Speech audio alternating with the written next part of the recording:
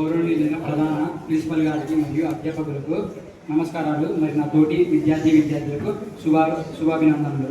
ఈరోజు నేను చెప్పబోయే అంశం ఏమిటంటే కాలుష్యం. కాలుష్యం అంటే మనం వాడే పారిశ్రామిక పదార్థాలను హానికరంగా వాడడం వల్ల జీవులకు నష్టాలు జరుగుతాయి. ఇది కాలుష్యం. కాలుష్యంలో 3 రకాలు: గాలి కాలుష్యం, నేల కాలుష్యం, ఇంకా నీరు కాలుష్యం. గాలి కాలుష్యం పరిశ్రమలు, వాహనాలు, రసాయనాల వల్ల గాలి కలుషితం అవుతుంది. దీనివల్ల మనకు అనేక నష్టాలు జరుగుతాయి. ఆక్సిజన్ శాతం అనేది తగ్గుతుంది, CO2 శాతం అనేది పెరుగుతుంది.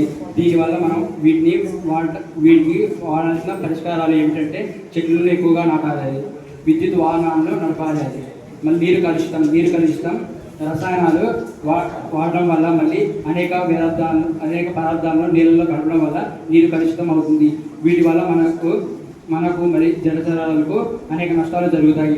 కాబట్టి మనం నీరు కలుషితం చేయకూడదు. నీరు కలుషితాన్ని మనం తగ్గించాలి.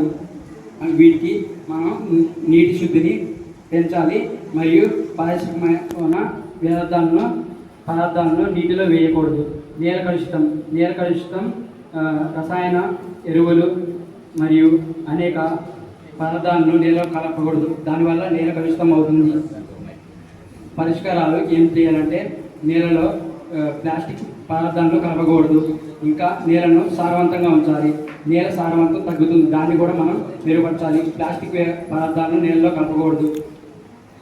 నాకు ఈ సమయాన్ని ఇచ్చినందుకు అధ్యాపకులకు మరియు నా తోటి విద్యార్థులకు శుభాభినందనలు.